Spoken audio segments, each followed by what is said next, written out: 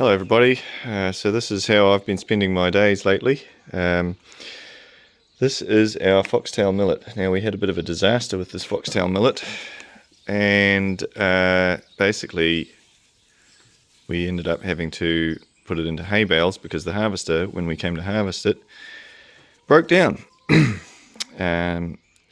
So we basically baled it, and then months later we put it through the harvester, fed it through by hand, when we finally got a new harvester. But the process was less than efficient, and we ended up with a lot of straw in it and other stuff.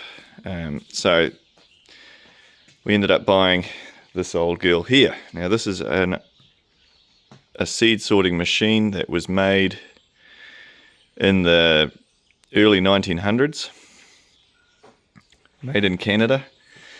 Can't remember the brand off the top of my head. Manson and Campbell, I think it is. But it's basically a machine with a series of sieve trays.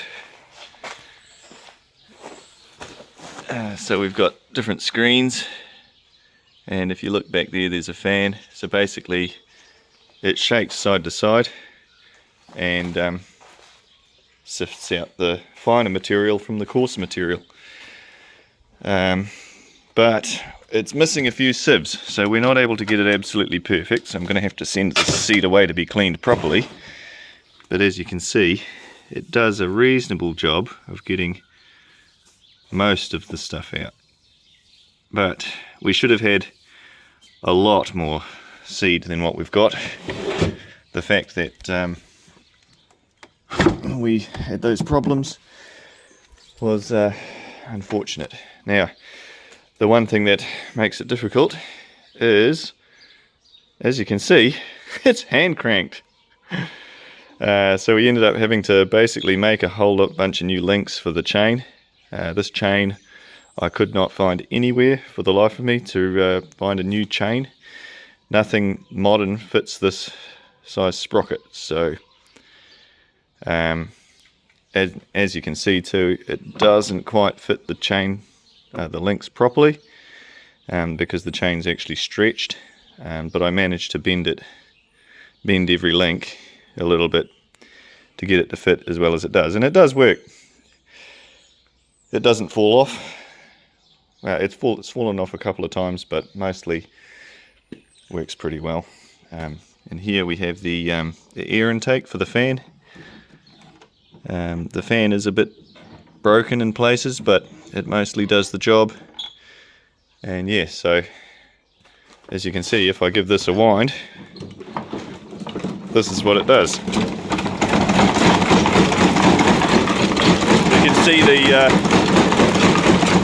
lighter stuff and the bigger bits are blown off the outside, and the rest of it, so that's it feeding through there, and then the cleaner stuff drops down here.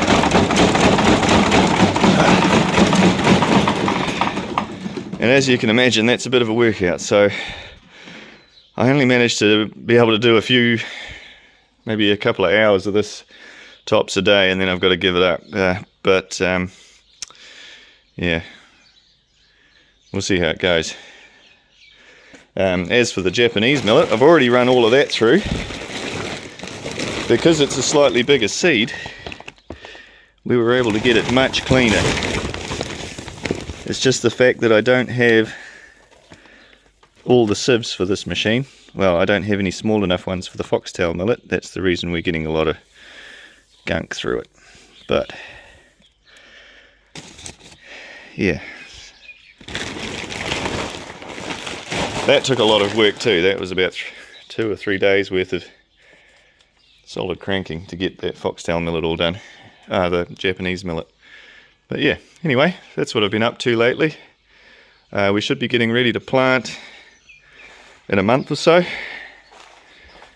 We'll start spraying out the paddocks, and get that all ready. Probably next week we're going to get started spraying, and then we'll be able to plough it up in another few weeks and get it all ready to plant. The other things we're planting this year are sorghum, which should be quite exciting because there isn't really anyone growing sorghum in New Zealand at the moment, so it'll be a bit of a trial. Well, they grow it for cattle feed, but they don't grow it for grain. So we're going to see how the grain goes. We're going to be planting about 2 hectares of sorghum, and the rest will be in millet. We're hoping to be able to get a yield of around about 15 tonnes of each, and yeah, we're going to have to I've ordered a bunch of silos for storage, and we've got to build the new shed and everything, so plenty of work to do, and we will keep you posted with where we are. Okay, cheers for that. I'll see you guys next time.